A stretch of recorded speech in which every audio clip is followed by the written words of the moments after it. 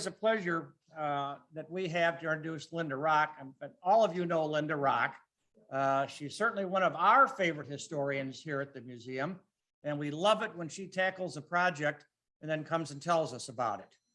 Elgin Working Women with Linda Rock.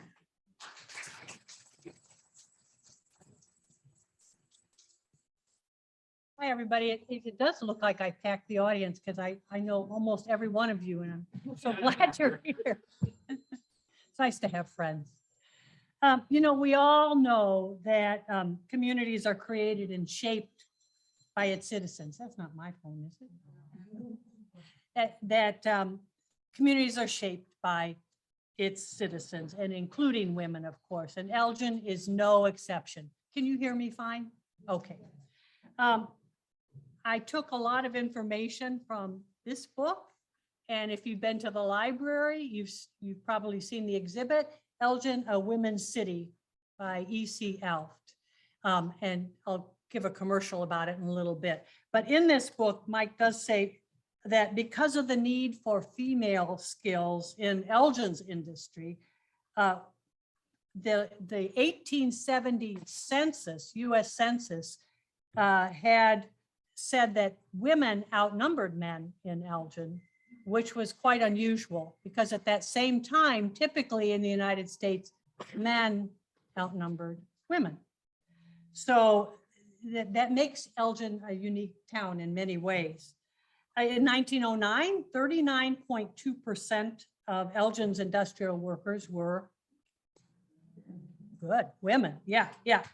The highest percentage for any town in Illinois. So that makes Illinois special. Many of these Elgin women were married, which meant there was a two-income family. And a two-income family meant you could purchase a home. You might have then some extra money that you could use for extra things that you might not ordinarily get. So this allowed Elgin to become a pretty prosperous, for the most part, not everyone, but make it a pretty prosperous town and a working middle-class town. Today, you're going to meet some of the working women that I think have some interesting stories. Now, there were many wives of prominent businessmen in town that contributed a lot to Elgin. They focused a lot because they had the time and they had the funds and they had the desire. They focused a lot on philanthropy. And we have written accounts of many of those women and the names you would recognize. But I was more interested in the challenge of trying to find the names of women, working women that we don't ordinarily hear about, and some of those names, but certainly they are just as important as the prominent women of Elgin. So that was my challenge for the program. And it also became my reward because I got to some extent get to know them a little bit. And I hope you get to know them too. Some of them don't have pictures. I know at the library, the exhibit says that it's hard to find pictures, but if I don't have a picture of them, I have a picture of something related to them. So keep that in mind. Some of the pictures, this is all my, just to let you know ahead of time, some of those pictures are from obituaries, so they may be a little not real clear, but that's just the charm of it, right? Just keep that in mind. All right.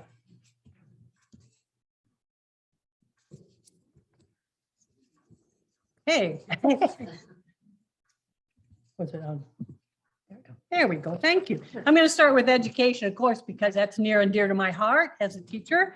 Teaching has always been acceptable, an occupation acceptable to women in any town.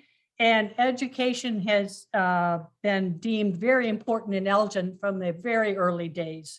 As a matter of fact, and you know this name, Gifford, Harriet Gifford, James's sister, was one of the first teachers, and she started teaching pretty much as soon as she got here. She taught in the Gifford cabin and then later at Union Chapel. So she taught from 1836 to 1841. So you can forget her name because she's a working woman, but you already know that name, all right? But I just had to mention how important education is and has always been to Elgin. I'm going to introduce you to 5 teachers today.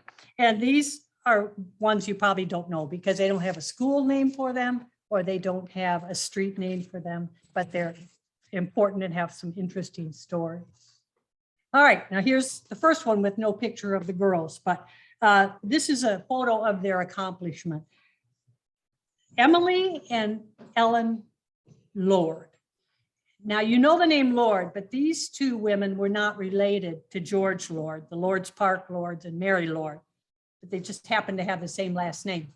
They were born in Connecticut and came to Elgin in 1851 when they were adults. Before the pre-1850s and early 1850s, if you went to school, you paid a fee, you were charged. There was no free education. And these schools were called subscription schools. So not everyone was able to attend. Emily and Ellen Lord took their calling as educators quite seriously and decided to open a seminary. And they named it Elgin Seminary. It's also called Elgin Female Seminary, as you see here, in the spring of 1851.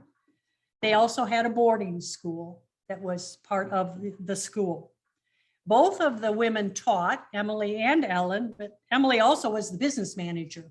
So they had a real investment emotionally and financially in this school. The school was created for girls, but there were a few boys that attended. I wonder why. You know, I'd like to interview those boys and ask them, what made you go to the Elgin Female Seminary? But the classes were first held in the First Congregational Church, and then in 1852, a building was purchased. It was an inn, and that's what you see here. It was on the corner, the northeast corner of Chicago and Center Streets. Do you know what's there now? Yeah, you recognize those streets? And it was remodeled and made into a school. And that's the photo you see here. Unfortunately, the school only lasted until 1856. In the summer of 1856, it just wasn't profitable enough. There were a couple of reasons. One was public education became available. So students didn't have to necessarily pay for school. And Elgin Academy opened up. So that was a competitor. So the school didn't make it. And just as an aside, when the school was closed, the building was raised.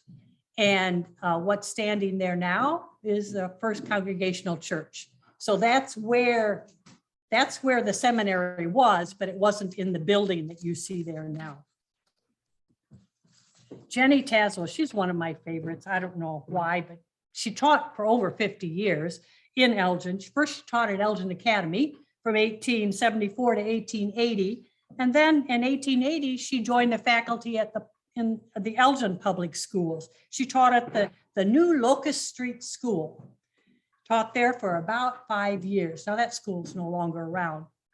In 1892-93, she was promoted to Assistant Superintendent of Schools in Elgin.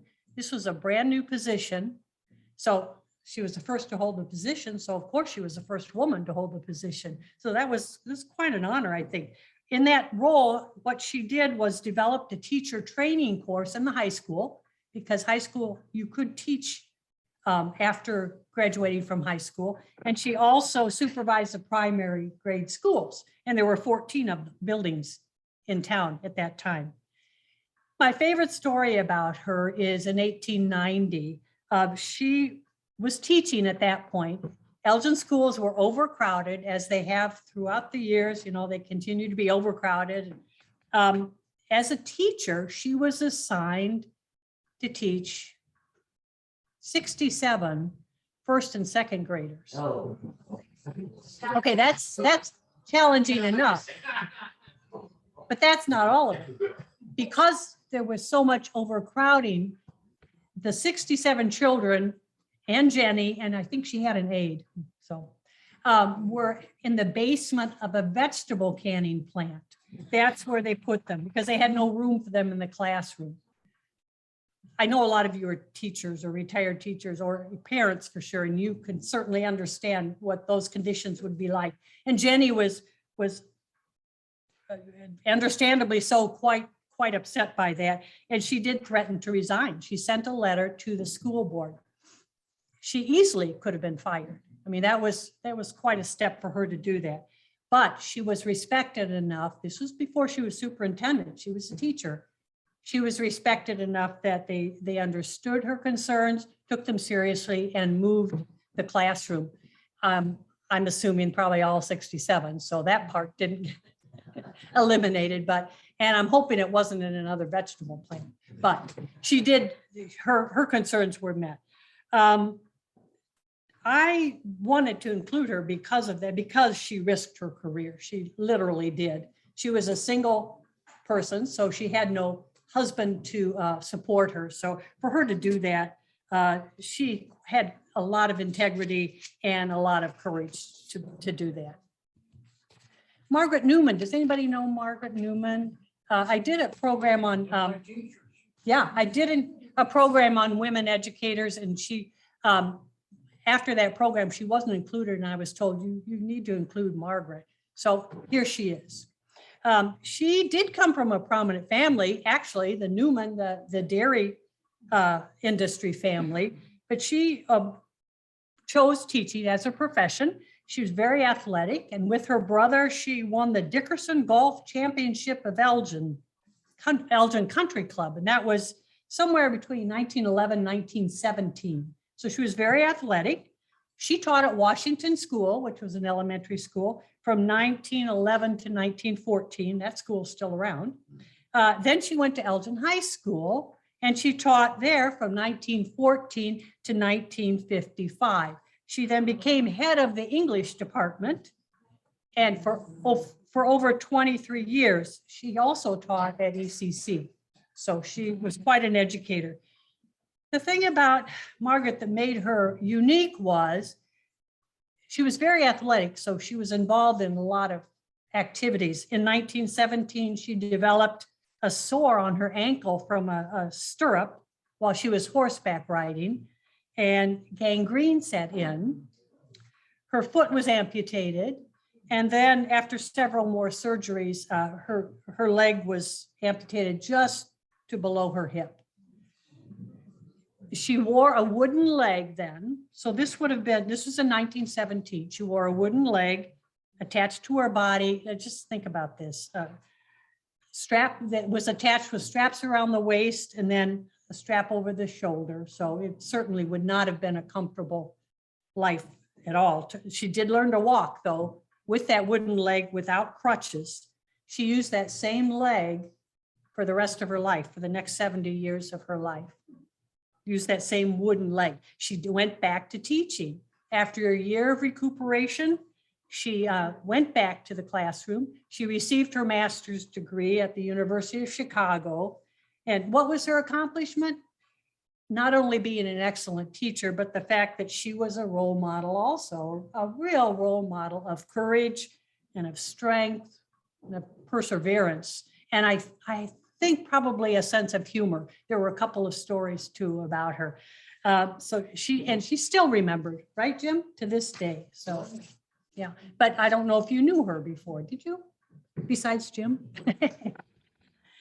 Another teacher, and I apologize for my pronunciation. I actually went online and listened and tried to pronounce her name. So this is as close as I can get, and I apologize. Duong Salman Sivalay.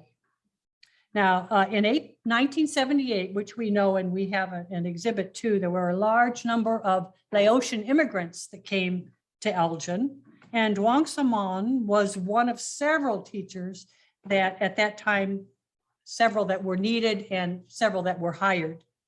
Here she is pictured teaching reading to a class of Laotian students at the Bilingual Center, which was then at the U46 building, administration building. This was in 1980. You see the alphabet there, the Laotian alphabet.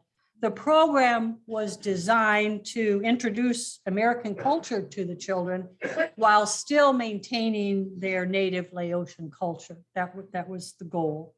And she also taught in U46, she and her husband, in the bilingual program in U46.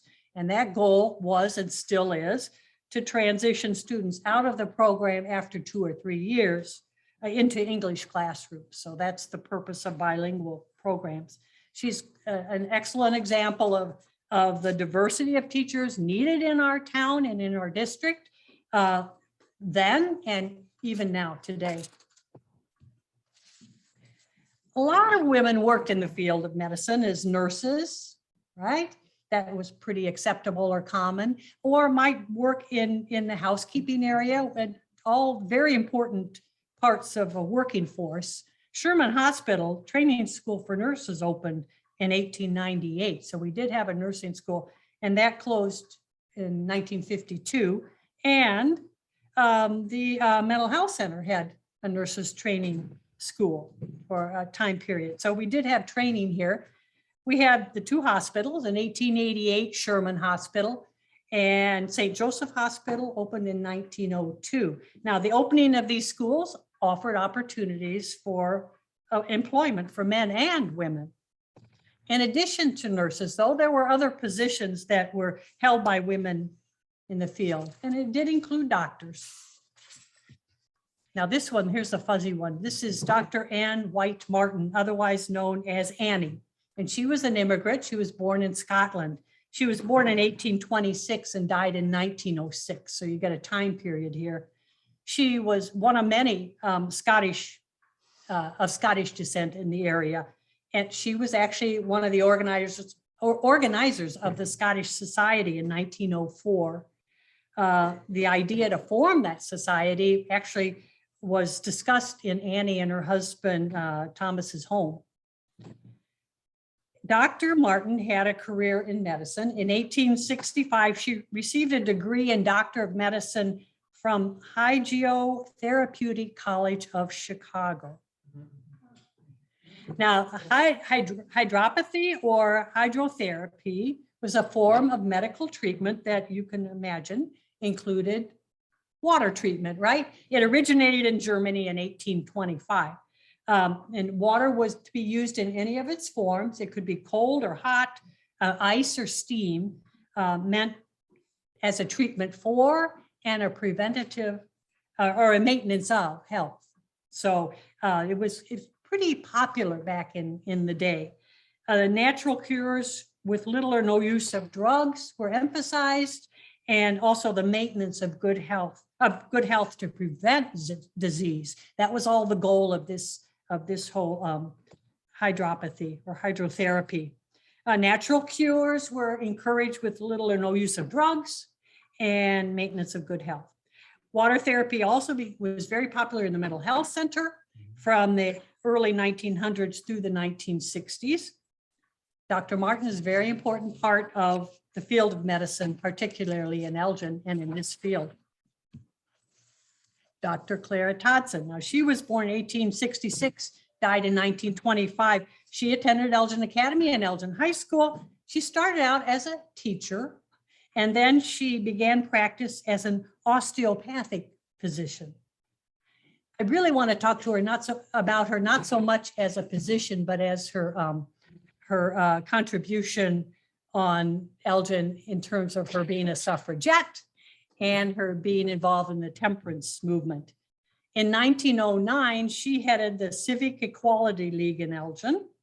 That league was associated with the state, the Illinois Equal Suffrage Association, which was a branch of the National Women's Suffrage Association. Now, I want you to repeat that back to me.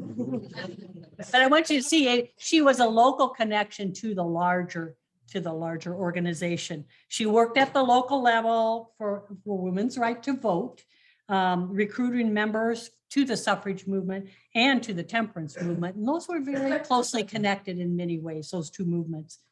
There was a convention here in 1910, the Illinois Equal Suffrage Association, and she stated, this is a quote from her, which I love. She said, "Men who opposed their movement were, quote, mostly the liquor men, gamblers, and corrupt politicians."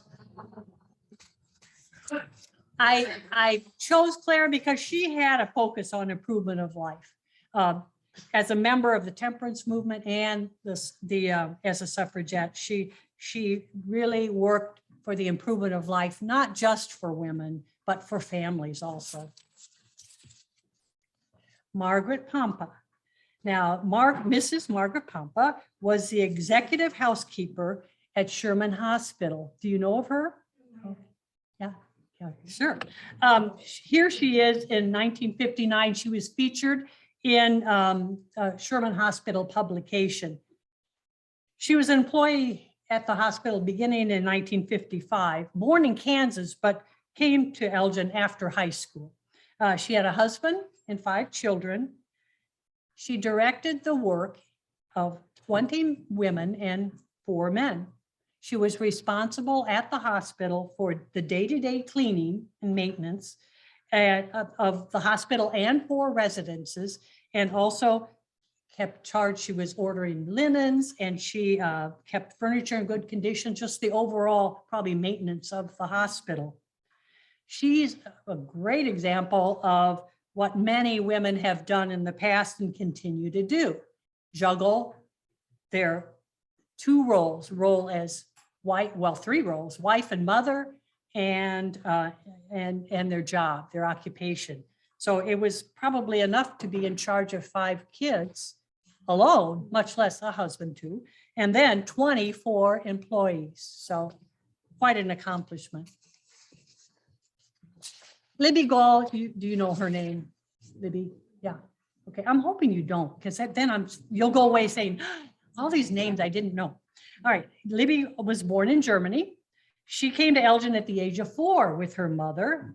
She, with Rose McEwen, purchased the Washburn Sanitarium in 1909.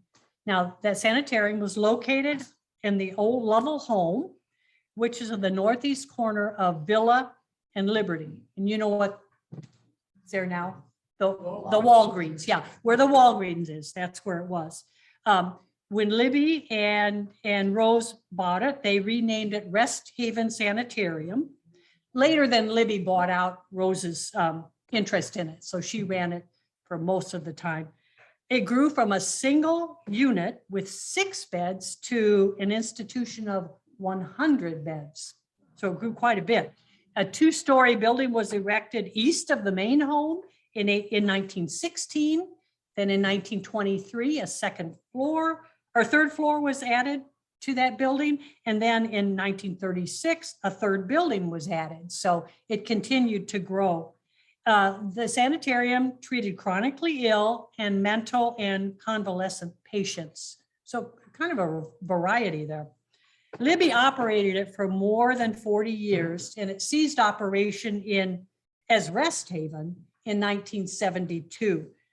From 1959 to 1972, then it was a psychiatric hospital offering care to patients with emotional disorders, alcohol and other addictions, and child adolescent problems. So it met quite a few needs. Libby was known for her private philanthropies also.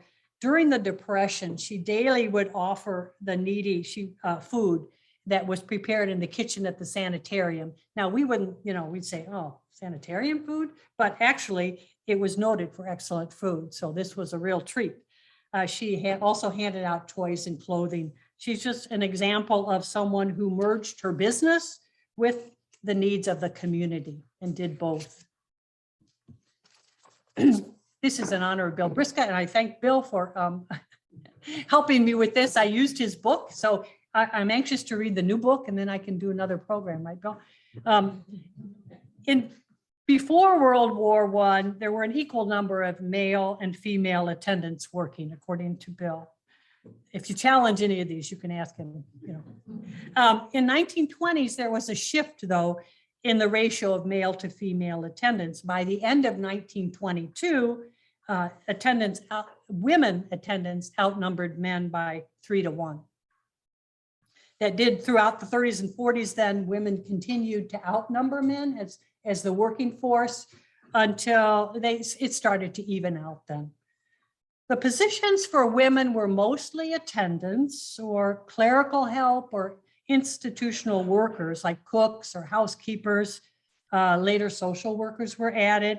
I'm going to introduce you to 7 working women, exemplifying the variety of women that were needed for the operation of the state hospital. And here are the first two, Mabel Coleman and Catherine Brown. Does anybody know them? Probably not. They were 1947 photo. They were nurses. They retired after 36 years of service. That's a long time at the state hospital. So this was in 1947. Miss Coleman was a chief nurse, and Miss Brown was the assistant chief nurse. And I don't know who that guy is. No, actually, it's Dr. Steinbach. Yeah, it is. The superintendent, so I shouldn't be disrespectful. That's right. So he's honoring them. The women actually, as their retirement, received Lady Elgin watches from him. Nurses were important employees at the state hospital. We may not think of that, but they were. And then we have, it takes a village, you know. So here we have some more women who are retiring. And this reflects some of the variety of positions. Now, this was in 1947 also. That must have been a big year to retire. These employees were honored with a message of commendation for their individual contributions to the management of the hospital. And the man is a dentist, so he was retiring. Do you know his name, Bill? No, okay. Miss Belly Knapp was a cook. And next to her, Miss Mary Canelli, I think, was a seamstress. And Mrs. Sarah Canane was a cook. And then Dr. Steinberg, the superintendent. So a seamstress. I didn't realize there were seamstresses at the, so there were a lot of different positions at the at the institute, the state hospital. These retirees would receive a pension, which was a good thing. That plan was initiated in 1943. And it seems as if that helped retain employees during those years of worker shortage. To have a pension plan gave these women a pension. Dr. Phyllis Whitman was a psychologist at the state hospital. She started out as a volunteer psychologist. Her father was a psychologist there. And then she, pardon me? Psychiatrist, thank you. It's nice to have people in the audience. She was appointed junior assistant psychologist in 1931. She was the first psychologist to work in the Illinois State Hospital. Pardon me? First woman. Same thing. No, first woman psychologist. She brought widespread use of standardized psychological testing to Elgin and developed her own measurement instruments that were used. She became Illinois' chief psychologist in the 1940s. And here she is in 1954. I don't have to point out who she is because she's the only woman in the picture. She's here. This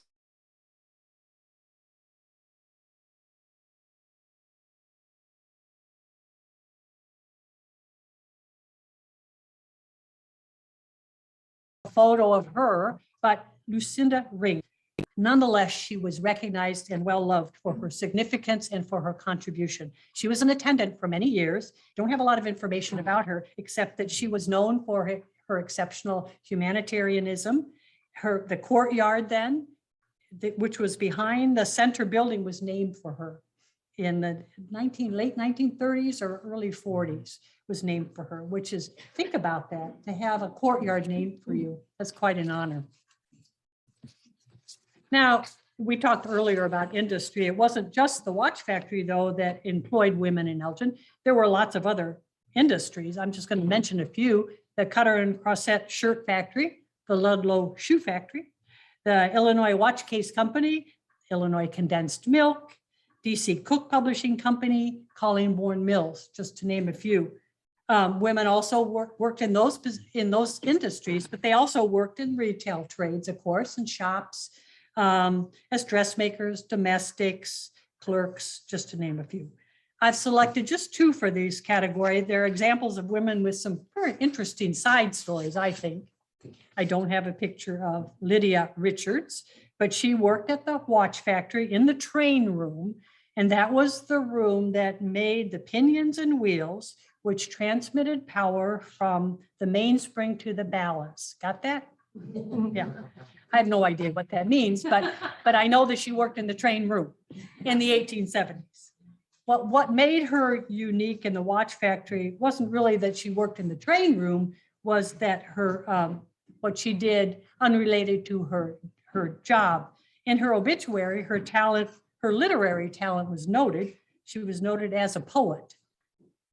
She was one of 3 editors of this publication, The Lady Elgin. It was a monthly journal that was published in 1872 to 1876. And here's some quotes I love describing this publication. Conducted by ladies in the interests of working women, also devoted to the consideration of matters of interest to watchmakers and jewelers. And the other quote, an interesting and spicy paper for all sorts of readers. This was in the 1870s. So Lydia not only worked in the train room, she also was one of the publishers of this publication.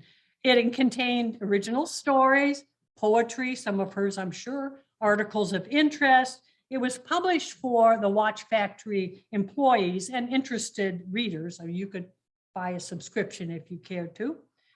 Two of the articles that I found were what I know about ventilation and repotting plants. So I thought those were interesting. Actually, at one point, the circulation was about 1,500. Wow. So Lydia had just wonderfully combined her talents. She was able to work on a factory line and then utilize her skills in publishing for literary prose. So isn't that pretty interesting? Lydia Richards, remember that name?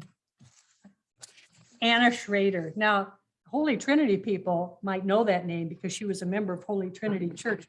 Her story is another excellent example of an immigrant with dreams of life, of building a better, newer life. She was born and raised in Switzerland. She came to America with her older brother when she was just 16. So she left her family and her country to come to America. She had heard her father's watchmaker friends tell about the plans to go to Elgin after they received letters from the Swiss who had already come to Elgin, who had moved here and were earning a good income at the watch factory. So she just got it in her head that she wanted to come to this town, Elgin, Illinois. Well, she started though working on a farm in Dixon. She got a job as a housekeeper, a young housekeeper. But then after she came to Dixon, she got a letter from a girlfriend she had known in Switzerland who was now working at the National House. You know, that was where many of the watch factory workers lived. And she told Anna that I bet you can get a job here. So Anna did apply and got a job at the National House. She later then worked as a maid in the home of George Hunter, who was superintendent of the watch factory. She joined the Ladies Auxiliary of the Swiss Society, a place where you could mingle with other Swiss and converse in your native language. Married and raised a family. Came to America, Elgin, Illinois from Switzerland. You know, think about that. Wow. There are many non-working women that had times and means, of course, the non-working had times and means to contribute to the welfare of Elgin through charitable organizations, through private charities, and we do commend these efforts. I don't want to diminish them, but working women also took some of the time that they did have for involvement in the community. And here's just a few. Mary Newsom Hall Wheeler. Now, this is a photo with her son, Arthur Pete Hall. This is 1937. Mary's story began as a very young child. She was a contraband who came from the South to Elgin in 1862 with her mother. She was less than 3 years old. She lived in Elgin the rest of her life and got very involved in the community. In 1945, the local unit of the War Mothers was formed, and it was a club of mothers whose sons, I guess it's obvious, whose sons were veterans. And the local chapter was named the Mary Wheeler chapter of the American War Mothers to honor her. She was a child born in slavery, wife of a Civil War soldier, and mother of a World War I veteran. She worked as a domestic. Isla Newsom, the local chapter of the NAACP was formed under her leadership. Let that sink in a little bit. The NAACP was formed under her, the female leadership. The local one. And she was president of the NAACP for part of that time. The Klan recruitment, and we don't talk a lot about this, but Klan recruitment began in Elgin in the summer of 1921. Elgin was actually considered the center of Klan activities in King County in the 20s. There were a lot of atrocious acts that were committed by Klansmen from 1921 to 1926 in Elgin and in the surrounding area. Isla called out the Elgin Klan, and this is a quotation from her. Has the local Ku Klux Klan started their reign of terror in Elgin? Now, first of all, just for her, a woman and a Black woman to make that statement was pretty courageous, pretty brave thing to do. And then for her to organize and be a part of an organization that fought the Klan was quite something. She and her husband, another interesting fact was they built and occupied a home on Orange Street, 703 Orange Street. And that was unusual because most of the Blacks lived together in the area called the Settlement, which was in the Fremont Hickory Ann neighborhood, which is just right over here. So she and her husband moved away from that neighborhood. She was a scout leader, taught sewing and cooking skills to Black children, also was a promoter of the Fremont Center, as many Black women were. She was the first Black woman elected to the board of directors of the YWCA. The sad part about it, this information came from Mike Alf's book, Elgin's Black Heritage. These are all available for sale. And she, that's where I got the information. I looked up her obituary, which is where we get a lot of information. It was this long. She died on a Friday. She was going to be buried on Sunday. The funeral was going to be at the Baptist church. That was it. Nothing else about her life story. That was, I thought, pretty sad. There were women actually that actually didn't work for someone, but had their own businesses. Housekeepers, hairdressers, domestics were typical, but I've got 3 women who were in the food business that I want to talk to you about. I don't have Libby's picture, but she's an example of determination and fortitude. Her husband died at the age of 29 and left her with 2 young daughters, a 4-year-old and a 4-month-old, and a large house mortgage on this house, 464 Ashland Avenue. Now, to support herself and her 2 children, she moved in with her mother, who happened to live next door, and that was fortunate. She negotiated the recovery of her home, this home, and opened a grocery store on the 1st floor, and then converted the 2nd floor into an apartment to rent out. She operated the store with her sisters from 1894 to 1918. And just think about that. Think of the business savvy she must have had and the boldness that would be required for her to be able to negotiate a loan to get her home back, and then to keep 2 business ventures going while raising 2 girls. I think her family was her sisters and her mother were a very important part of her support system. Adele Green. Adele was, I pronounced it Adelia, and Betty Brown said, no, it's Adele. It's Adele Green. She was born in 1901. She was active in the Fremont Recreation Center, which was at 486 Fremont Street. It's no longer there. It was a house, and it was used. It opened in the late 40s, and Ernie Brodnack says that, at that time, that was the only social outlet that Blacks had besides the church. And she set up the program and ran it. And it offered dances and parties and cooking classes, Bible instruction, and classes in manners. The house was torn down in 1970, but she's one of several women who kept the center going and kept it relevant for many years. Any of you ever go to Green's Fried Chicken? You heard of it?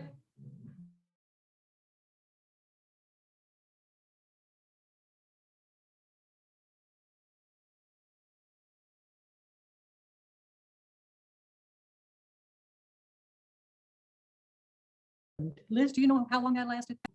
We had this business, and I guess it was supposed to be pretty good chicken, Green's Fried Chicken. And what happened was there would be some carnivals, and there would be parades. And here is Adele. You see her up on the throne there. this float, they had floats every time they had a carnival, and they won many times. And you can see why, such an elaborate float there. Betty said, when I talked to Betty Brown a couple of weeks ago about Adele, she said, I'm on that float. She said, I'm on, just look on the edge. Now, I don't know which one, because I don't know what year this is, and I was hoping she'd be here so she could say, there I am. But she said I was sitting on the edge of the float. So, but they had more than one float too, so this may not have been. Annetta Genz. Does anybody know Annetta? She was born in 1910 and died in 1990. She was born and raised in Elgin and married Albert Genz. And the family owned the Genz Potato Chip Company. Yeah, some of you nod your heads, you know that. She worked for the company with her husband.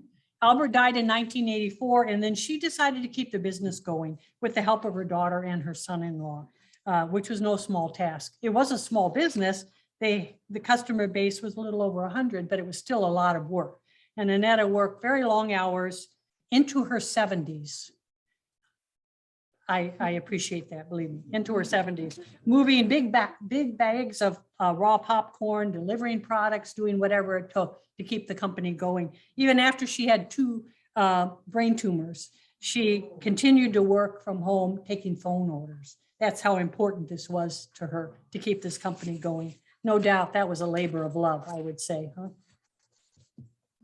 There are certainly more than 2 female artists in town, but you know, these are 2 of my favorites.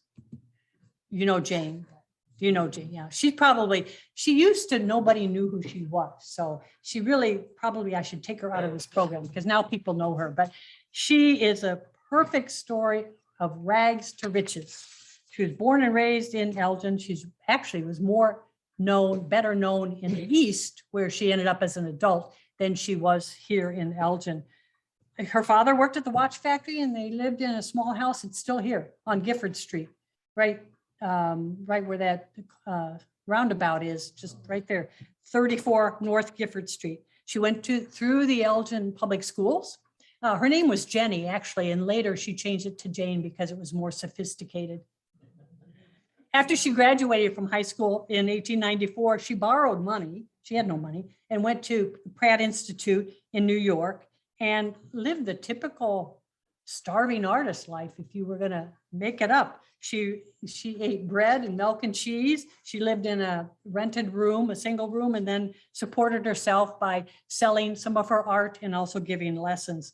After graduation, then she did some teaching, but also went to Europe, and she ended up getting to know Louis Comfort Tiffany, did some work for him. She rubbed elbows in Paris with Matisse, Sorolla, Picasso, and Cézanne, and a lot of the famous artists. She taught then and painted, and earned a reputation as a notable painter in her own right. She had a unique style. She used watercolors, oils, and gouache is what she did. Later in her career, she was known for her paintings of flowers. She did marry an older man, a wealthy older attorney, which I'm sure helped her to leave her with an estate of over $1 million when she died.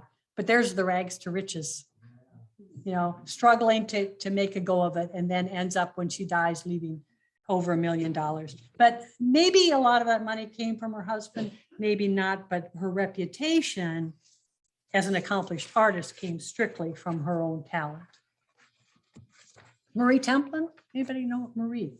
She was born in Germany also. She was a graduate of Philadelphia Museum College of Art and studied in several places, was an avid world traveler. And what she did, instead of taking a camera, was paint. She would paint what she saw. That's how she would record her trips. She won a lot of awards in watercolors and participated in a lot of art shows.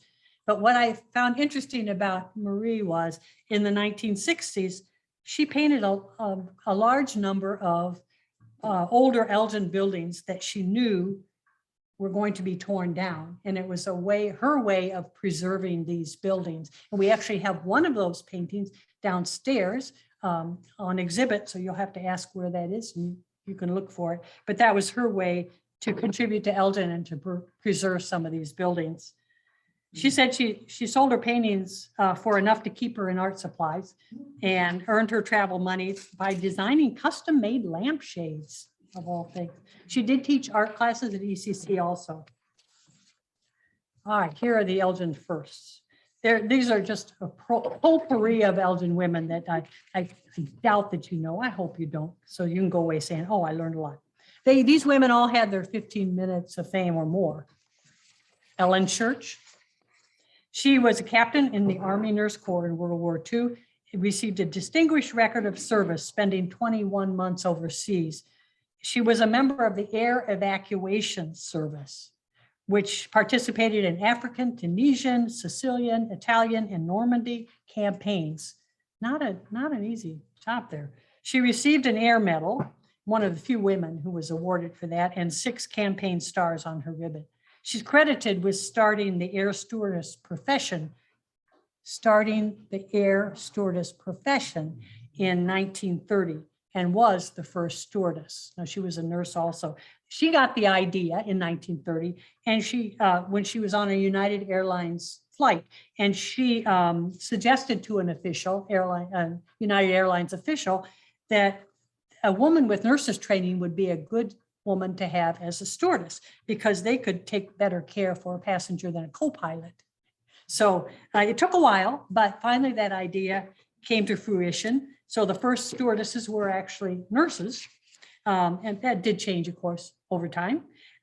She ran a program for training stewardesses and wrote a manual for training them.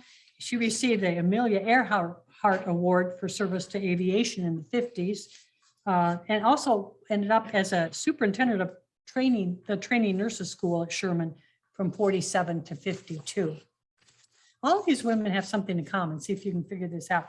Lillian Rap Mcdonald. She was a secretary to the vice president of DC Cook Company in 1931. And she had previously worked at the Elgin National Watch Company. So she was a working girl. In 1931, she was the only female in the aviation class at the Elgin Airport. She took her first solo flight on July 2nd, 1931, when, according to the instructor, she made a perfect 3-point landing. She was the first Elgin licensed woman pilot after passing her tests and logging in 22 hours of solo flying. The challenge, there she is. I'm sorry. The challenge was her height. You can't see here, but she was so short that she couldn't see out of the cockpit. She said she had to have a cushion made so she could actually see, which would be an important part of being a pilot, right? Yeah. She even owned her own plane for about 2 years and sold it. So after a tornado damaged the hangars at the airport. This all happened before she was married. It happened as Lillian Rap, and then she later married.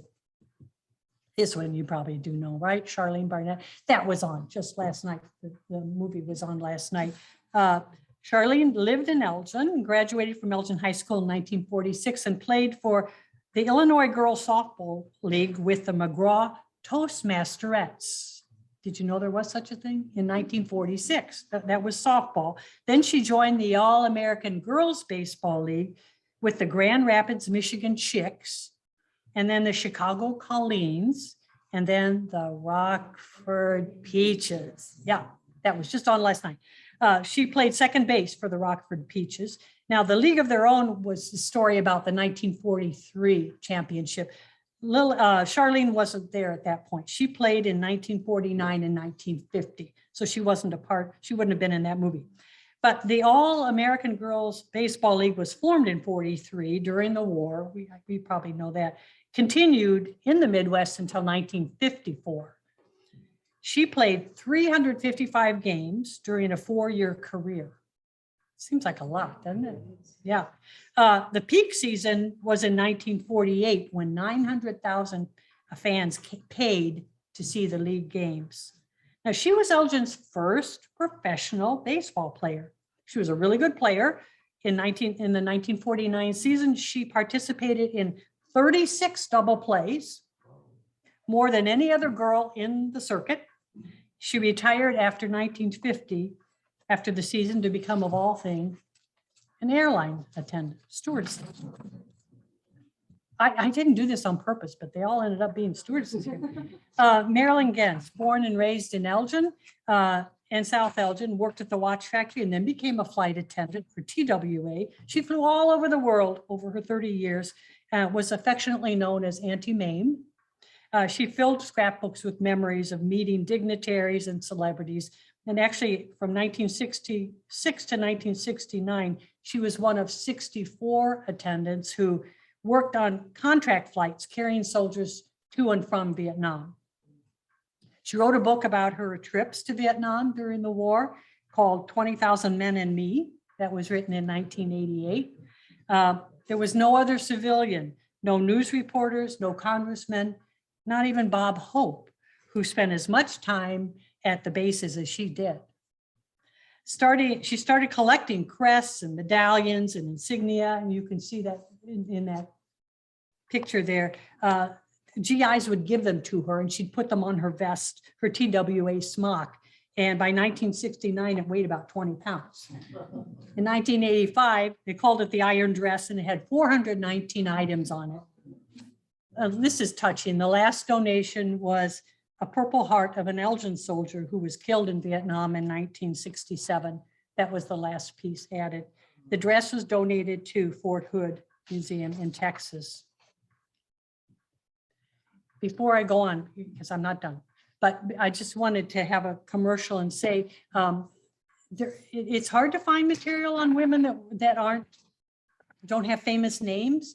Mike Alf did really worked hard at trying to bring them to light. And this is a really a good one, just to give you a good indication of women in Elgin. Hispanics in Elgin, A Brief History. He also wrote that one. We have that available. And Elgin's Black Heritage. He also wrote that one. So that's where I got a lot of my information. Also got it from Old Elgin Tales.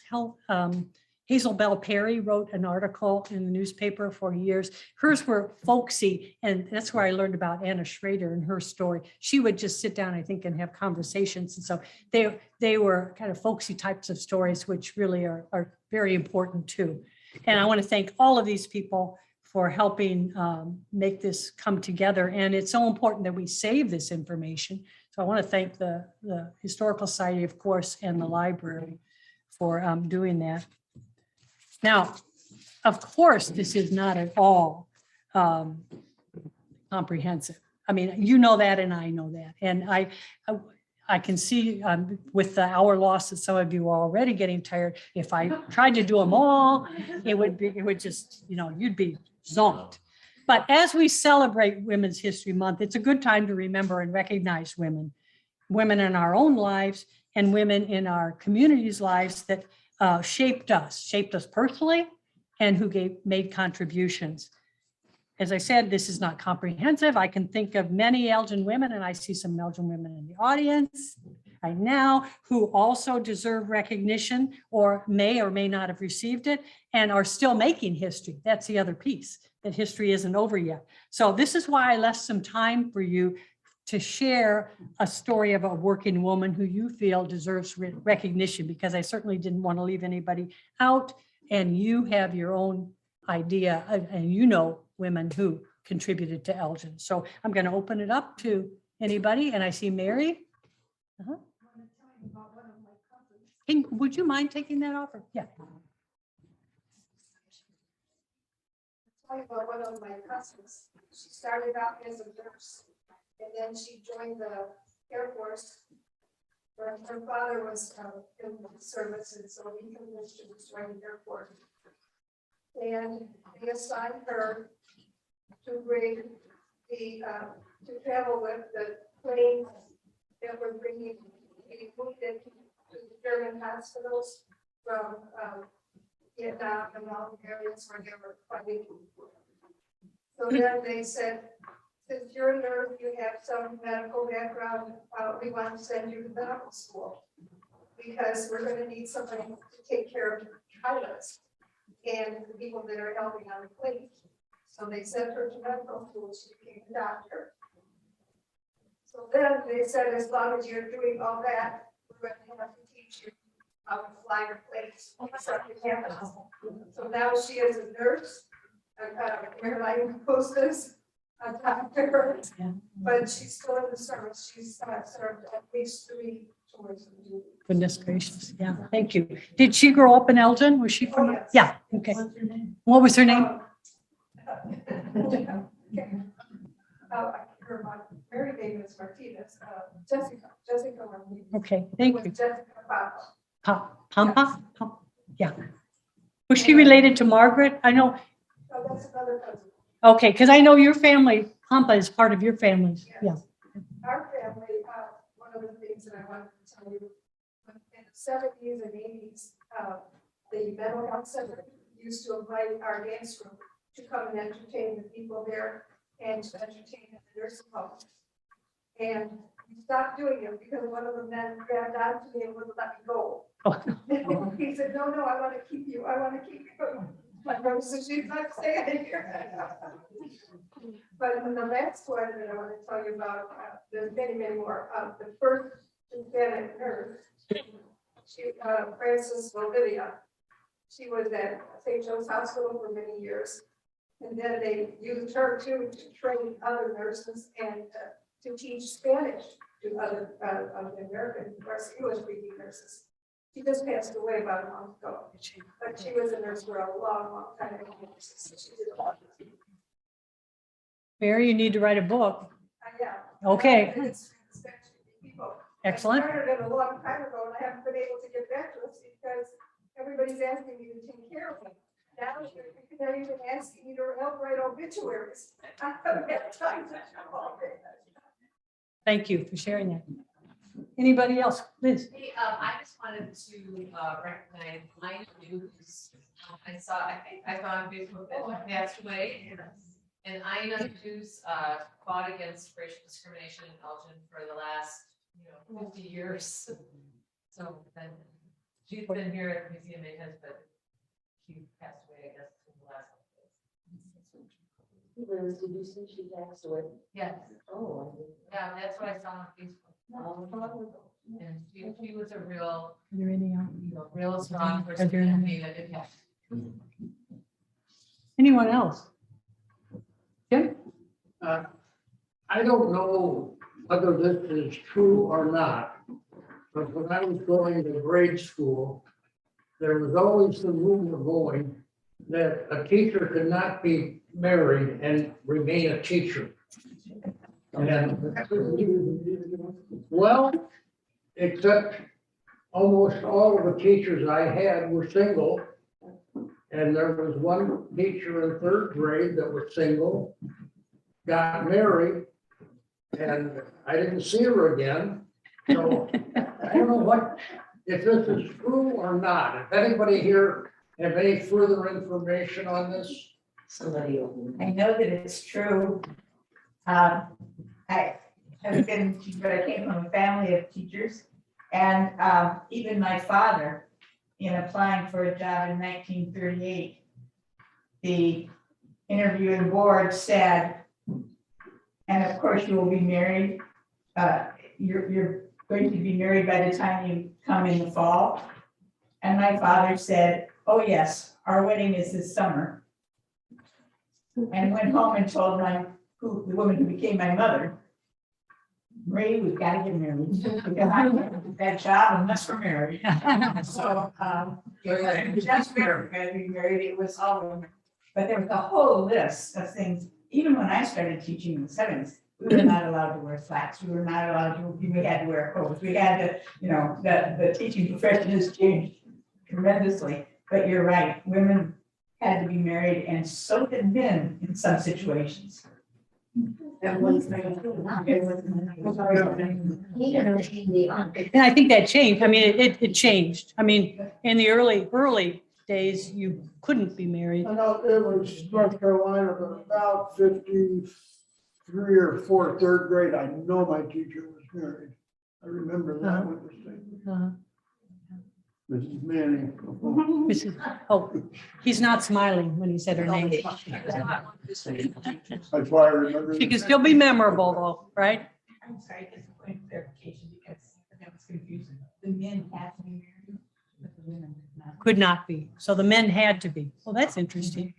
Yeah, in 1953, Um, I had a teacher, Miss Becker, in the 4th grade, That was here in town. and she got married during that year and became Mrs. Morgan.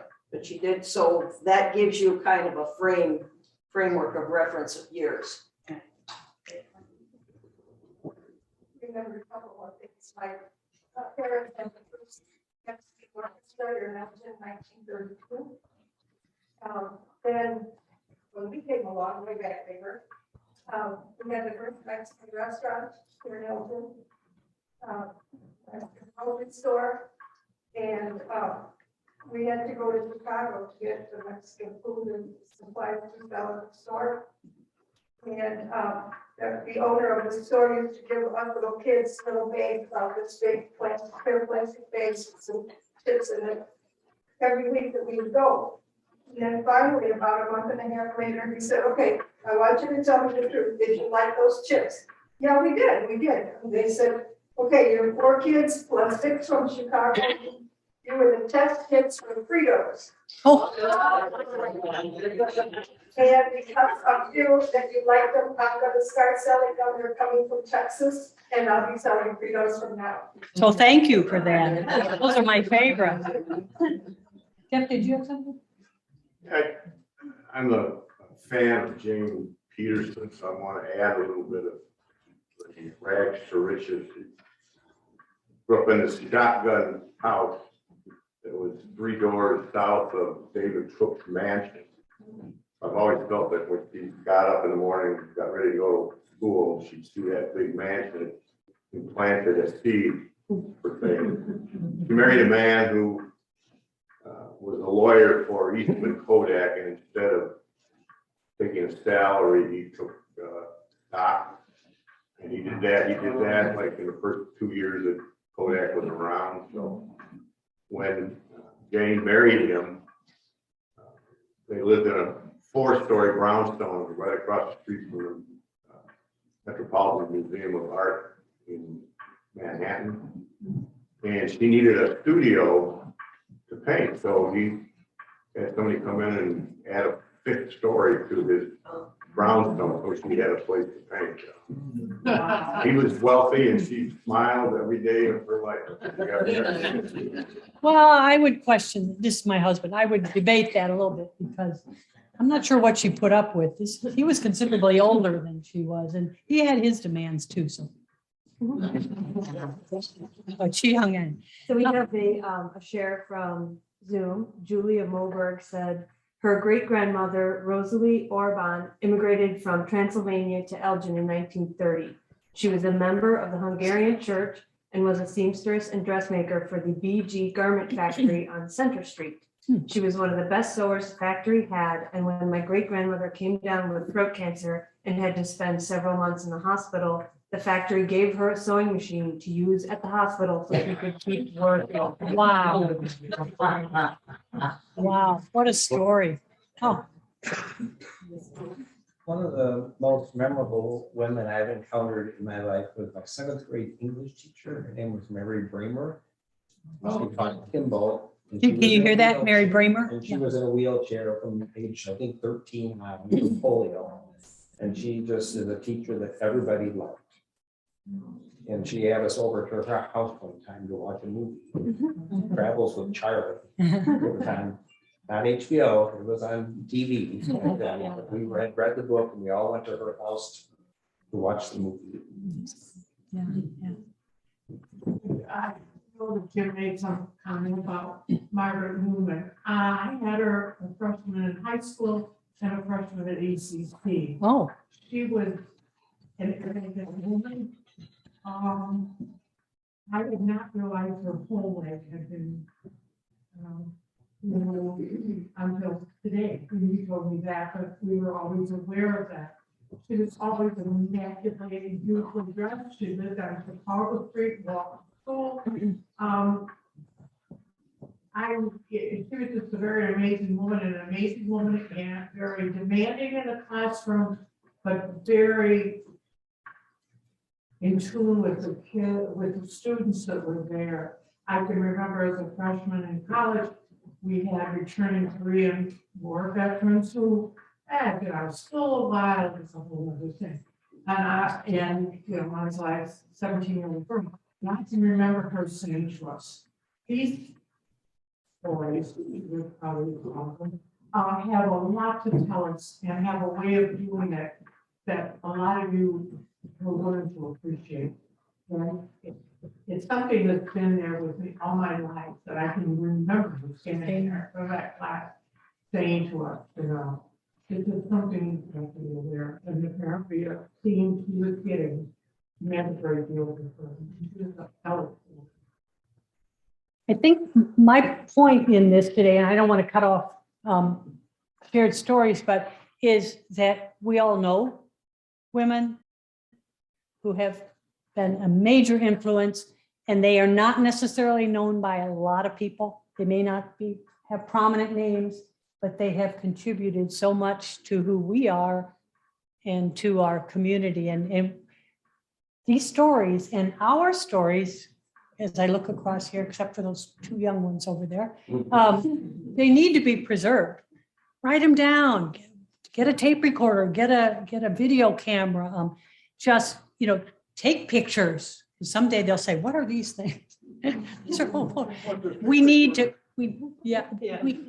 we need to keep these stories that we have today for future generations, because that's who we are. That's how we have become who we are. And I really appreciate your sharing the stories today. They're just remarkable. I didn't know any, Mary Bremer I knew of, but thank you so much for doing that. Are there any others? And if not, we've, I think, gone over our time, but, yeah. But I just want to thank you so much for your participation.